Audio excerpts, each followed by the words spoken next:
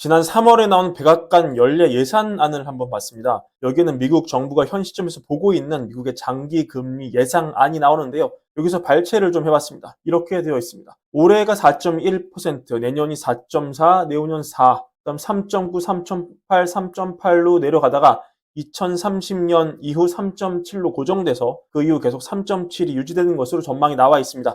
이건 당연히 확정치는 아니고 미국 백악관이 바라보는 향후 10년물 금리의 움직임인데요. 당시 3년 전에 나온 예산안과 좀 비교를 해보면 당시 미국 백악관은 10년망의 국채금리가 2022년에 1.4에서 시작해서 2031년까지 2.8%로 증가할 것으로 예측을 하고 있었습니다. 그러니까 장기 10년물 금리가 그때랑 비교하면은 1%포인트 정도 높아진 것이죠. 그러니까 구조적인 저금리 시대가 좀 끝났다고 백악관도 인정하는 것으로 볼 수 있었습니다. 최근 백악관이 단기 금리를 어떻게 보는지 그것도 알아보겠습니다. 최근 예산안 다시 한번 가져와 보면은 이것도 나와 있습니다. 91일 만기 재무부 채권 기준으로 올해가 5.1, 내년도 5.1, 4로 떨어져서 3.3 떨어지고요. 2028년 3.1 가서 2029년 2.9 가고요. 30년 32년 2.8 찍고 이후에 2.7로 고정되는 이렇게 예상하는 것으로 볼 수가 있습니다. 최근에 미국 정부가 전반적인 금리 레벨이 지난 3월에 나온 수치보다 조금 더 올라갔다고 시인하는 그런 인터뷰가 나와서 소개를 해드립니다. 옐런 재무장관의 발언인데요. 이렇게 얘기를 했습니다. 우리는 금리 전망치를 올렸다. 장기적으로 금리가 더 오를 것이라는 전망이 미국의 차입 수요를 억제하는 것을 어렵게 만든다. 한마디로 금리가 올라갈 예정이라는 시장 참여자들의 기대감이 미국의 재정 건전성을 위협할 수 있고 따라서 수입을 더 증대시켜야 된다. 예산을 더 걷어야 한다. 이렇게 발언한 것으로 볼 수 있습니다. 그래서 옐런이 결국 하고 싶은 말은 공화당식의 감세는 안 된다. 즉 지난 도널드 트럼프 시절 2017년 통과돼서 2025년 만료 예정인 감세안은 종료가 돼야 한다.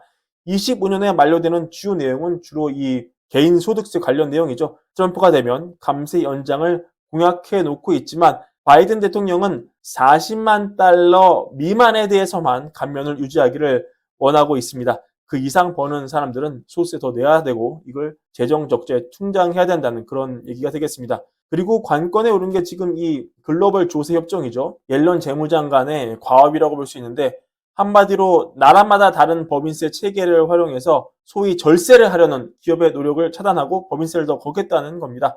특히 미국의 재정 적자 보충에 법인세를 활용하겠다는 전략으로 볼 수 있습니다. 여튼 정치 얘기는 차치하고 일단 투자 관점에서 변화된 옐런의 사고를 읽어야 하는 점은 지난 3월에 나왔던 미국의 10년물 금리 예측은 말씀드린 대로 올해 4.1에서 4.4로 내년에 올라가고 쭉 떨어져서 2030년 이후 3.7로 고정되는 이런 그림이었지만 최근 옐런의 발언을 보면은 미국 정부조차 기존 3월 예산안에 비해서 이 포캐스팅이 조금은 올라갔다.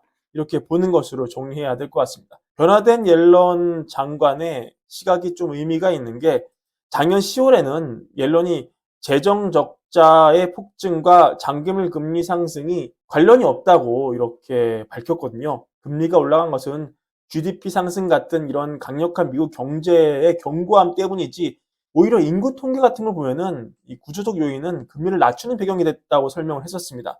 또 금리가 장기적으로 높은 수준 유지하는 게 분명하지 않다고도 얘기를 했었어요. 한마디로 옐런조차 당시 지난 10월에는 미국의 장기물 금리 상승은 일시적이다. 이런 스탠스로 밝혔는데 지금은 옐런조차 미국의 재정적자를 두려워한다. 이런 변화된 시각을 내비치고 있다는 점은 알아둘만 합니다. 그리고 아마도 옐런의 진정한 스탠스는 이 감세 정책, 즉 트럼프가 재선에서 감세 정책을 펼치면 장기적으로 오히려 금리가 올라갈 것이다. 왜? 미국의 주중 예산의 타격을 받고 재정 적자가 늘어나게 되니까 이걸 시사하려는 게 아닐까 생각이 듭니다. 여튼 앞장서서 돈을 풀고 있는 옐런마저 장기물 금리 상승이 어쩔 수 없다고 시인하는 그런 모양새가 되니까 장기물 금리의 상승은 어쩔 수 없는 것이냐, 끝난 것이냐. 근데 이 노벨상을 받은 폴 크루그먼의 인터뷰를 보면은 또 그렇게 생각하지 않는 사람들도 있어서 관심을 가질 만합니다. 금리 예측을 자신 있게 얘기하는 사람은 스스로를 속이는 것이다. 그러니까 진짜로 예측 불가능의 영역이라고 폴 크루그먼은 얘기하고 있는 것이죠. 일단은 이 크루그먼은 예산에 구조조정은 필요하다는 입장입니다. 수입이 뻔한데 돈을 너무 쓰면은 당연히 지속 가능성이 없다. 이렇게 얘기를 하죠. 둘 중에 하나 해야 된다. 수입을 늘리거나 아니면 노년층에 대한 혜택을 줄이거나 이렇게 둘 중에 하나는 해야지 균형 예산이 된다는 것이죠. 근데 크루그먼의 생각은 조금은 더 이쪽인 것 같은데 어쩌면 2019년이 우리의 기준이 되어야 할 수 있다. 우리는 매우 낮은 금리로 돌아갈 수도 있다. 왜? 바이든 정부의 정책이 이민을 크게 늘렸고 제조업 투자를 유도를 했다. 이에 따라 인공지능을 포함한 새로운 기술 덕분에 자본 지출이 늘 수 있다. 한마디로 장기적으로 이민 증가와 생산성 향상이 공급 곡선을 오른쪽으로 이동시키면서 금리 레벨을 낮출 수 있는 그런 잠재적인 힘이 남아있다고 그는 보는 것입니다.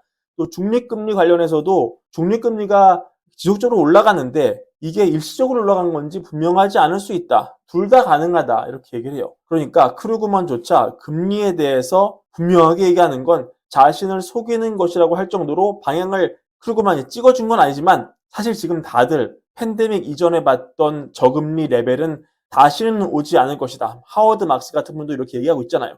하지만 크루그만 같은 석학은 여전히 2019년 이전에 저금리 시대, 매우 낮은 금리의 레벨로 우리는 돌아갈 수도 있다. 이런 낙관적인 기대를 가지고 있다는 점, 이런 시각이 여전히 시장에 남아있다는 점은 우리가 생각해 봐야 할 포인트일 것 같습니다. 여러분, 의사결정에도 향후 참고하셨으면 좋겠습니다. 자, 오늘 브랜비어는 짧게 이렇게 마무리하고요. 월걸부 구독과 좋아요도 늘 부탁드립니다. 감사합니다.